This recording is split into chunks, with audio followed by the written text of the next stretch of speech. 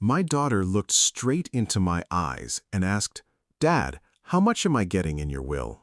I wish I could have said I was surprised, but the truth is, that question had been coming for months. My name is Michael Reynolds. I'm 55 years old, and until recently, I thought I knew exactly what mattered most in my life. I had spent more than 30 years building a small construction company from nothing. I worked before sunrise, came home exhausted, and saved whatever I could. I never became extremely rich, but I did become comfortable. I owned my house outright, I had retirement savings, a few investments, and enough money put away to enjoy the years I had left. But none of that mattered to me as much as my daughter, Sarah. Her mother died 8 years ago, and after that, Sarah became the center of my world. I paid her college tuition when my own business was struggling. I helped her buy her first car. Whenever she called needing help, I answered. I never kept score. I never expected anything in return. Then Sarah started asking strange questions. One afternoon, she sat across from me at my kitchen table and asked, "Dad, how much do you think this house is worth now?" I laughed. "Why, are you thinking about buying it?" She smiled awkwardly. "No, I was just curious." A few minutes later, she asked about my retirement savings. Then she asked where I kept my property documents. Then she asked whether I had updated my will. That question stayed with me. I told her, not recently. She nodded slowly. "You really should, Dad. You never know what could happen." I wanted to believe she was worried about me. I wanted to believe she was simply being a responsible daughter. But the questions kept coming. One evening, Sarah walked into my study while I was making coffee. I found her standing beside my desk, holding a folder containing copies of my property documents. I stared at her. "Sarah, what are you doing with those?" She looked startled. "I was just checking whether everything was organized." "I can organize my own papers." She put the folder down. "Why are you getting defensive?" "I'm not defensive. I'm asking why you were looking through my private documents." She crossed her arms. "Because I'm your daughter. Eventually, this will all be mine anyway." That sentence changed something inside me. I looked at her carefully. "Who told you that?" She didn't answer. Then she asked the question I would never forget. "Dad, if something happened to you tomorrow, how would I handle everything?" I didn't answer. She left shortly afterward. That night, I sat alone in my study.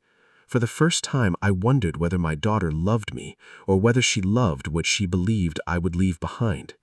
And that question hurt more than I can explain. I barely slept that night. The next morning, I made a decision. I would find out the truth, but I would not confront Sarah.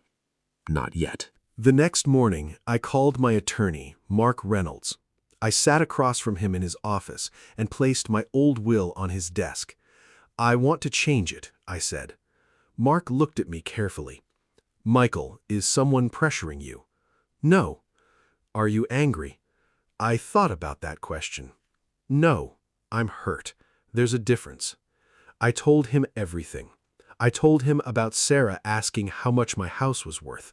I told him about the retirement accounts, the property documents, and the question she had asked about what would happen if I died. Most of all, I told him what she had said. "This will all be mine anyway." Mark was quiet for a moment.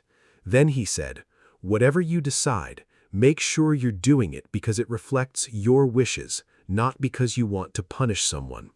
"I understand," I said, and I did. I wasn't trying to destroy my daughter. I was trying to take control of my own life. Over the next few weeks, we carefully updated my estate plan. I kept enough money for my retirement and future expenses. I placed some assets into a legally protected trust for my grandchildren. I also decided to donate a portion of my estate to a local charity that supported families in need. Sarah would still receive something, but she would not receive the fortune she had apparently already counted as hers. I kept everything completely legal and properly documented. Then I went home and said nothing. Sarah continued acting as though nothing had changed. Sometimes she would visit me and ask about my health. Sometimes she would ask about my investments, and sometimes she would casually mention my house. One evening, during dinner, she finally said, "Dad, you really should show me your will. If something happens, I need to know what I'm supposed to do." I put my fork down. "Why are you so interested in my will?" She looked offended. "Because I'm your daughter." I nodded. Being my daughter and being entitled to my property are two different things. Her face changed immediately. "What does that mean?" I reached into the drawer beside me and pulled out an envelope. I placed it in front of her. She opened it. Inside was a letter from my attorney confirming that my estate plan had been updated. Sarah looked at me. "You changed your will?" "Yes." "You actually changed it?" "Yes." Her voice became louder. "How could you do that to me?" I stared at her. "To you?" "Yes, I'm your daughter." For months, I had imagined this conversation, but I never imagined how painful it would feel. I took a slow breath. Then I asked her the question that had been sitting inside me for months. "Sarah, if I had no house, no investments, and no savings, if I had $1 in my bank account, would you still be this worried about my will?" She opened her mouth. Nothing came out. And in that silence, I finally got my answer. Sarah began crying. "Dad, that's not fair." I looked at her and felt something I had never expected to feel toward my own daughter. Not hatred, not revenge, just disappointment. I told her, "I'm not doing this because I hate you." She wiped her eyes. "Then why?" I told her, "Because I finally realized I have to make decisions about my life based on what I believe is right, not based on what someone expects to inherit after I'm gone." She said she had never meant to make me feel that way. Maybe she believed that. Maybe she didn't. But by then, I had already learned something important. Sometimes people don't reveal who they are through one dramatic betrayal. Sometimes they reveal themselves through little questions, through what they notice, through what they care about, through what they ask when they think you're not paying attention. I didn't cut Sarah completely out of my life. I gave her a chance to rebuild our relationship, but I also established boundaries. My house remained mine. My finances remained under my control. My estate plan stayed exactly where I wanted it, and my grandchildren were protected. I also kept the charitable gift in my plan because I wanted my money to do something meaningful while I was alive and after I was gone. For the first time in months, I felt peaceful. Sarah eventually apologized. She told me she had been thinking too much about her future. I told her I understand being afraid about the future, but I need you to understand something too.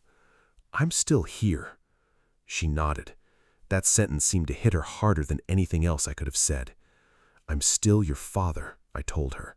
"I'm not an inheritance waiting to happen." She cried again. This time, I hoped her, but I didn't change my decision. I learned that forgiveness does not require surrendering your boundaries, and loving your children does not mean handing them control over everything you worked your entire life to build. I changed my will because I wanted to protect my future, my grandchildren, and the values I had spent my life believing in. I didn't want Sarah to suffer. I wanted her to understand. My final lesson was simple. I could love my daughter with everything I had and still refuse to let my death become the most valuable thing she was waiting for. And for the first time in my life, I knew that my money could be divided, my property could be transferred, and my possessions could eventually disappear. But my dignity? That was mine to keep.